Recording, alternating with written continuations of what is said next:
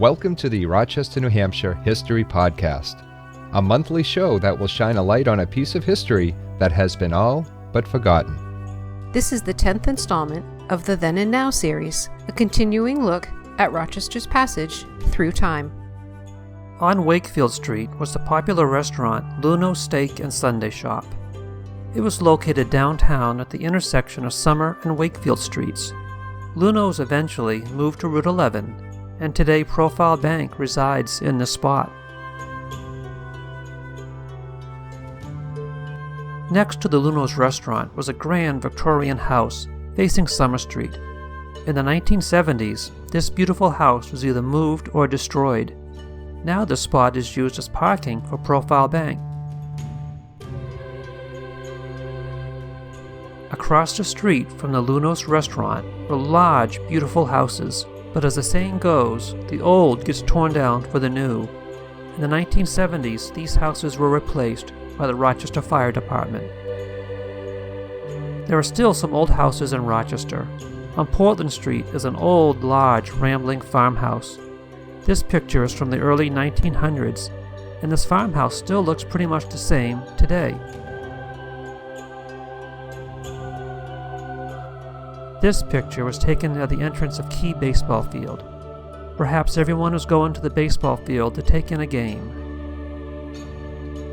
Today, these old houses are still standing, and the dirt road is now paved.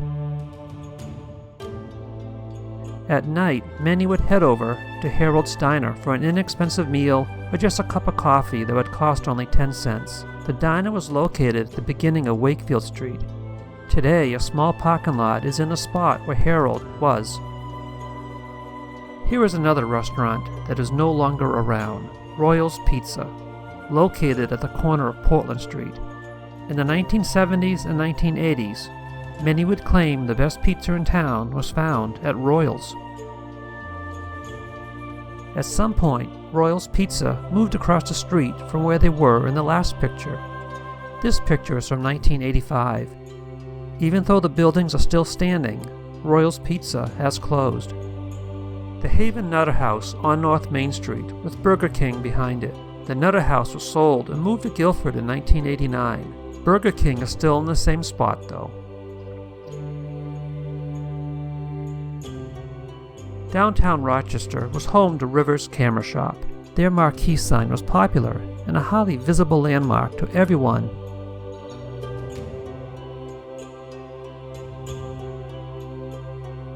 It's the 1970s.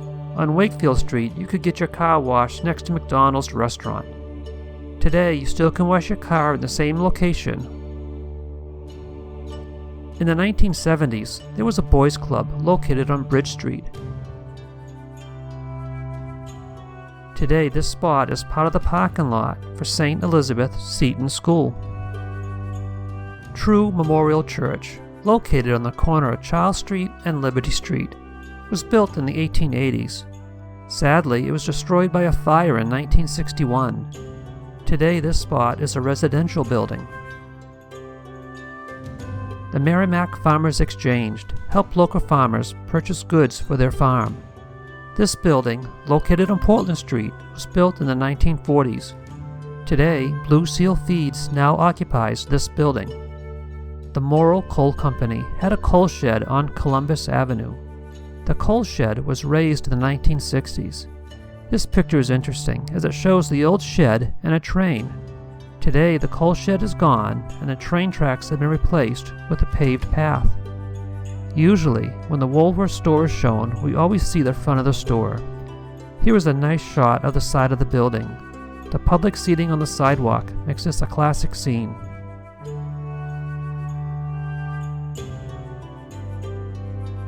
This photo of downtown is undated. Woolworth's is on the left, Ainsley's Drugstore and Rochester Building alone are the businesses on the right. Today the buildings are still here, but the businesses occupying them have changed. On the Milton Road, you can go roller skating and bowling at Sunset Recreation Center. This picture is from the late 50s or early 60s. Now this building is home to a flea market on the weekends. Next to Sunset Recreation Center on the Milton Road was the A&W restaurant, famous for their root beer floats and hamburgers. I have great memories of going there in the 1970s with my family. Now the restaurant is gone, and a car dealership resides in the spot where A&W once was. This ends the podcast. If you have any questions or comments, please email bobgriffinpodcast@gmail.com and come back next month for another episode of Rochester, New Hampshire History.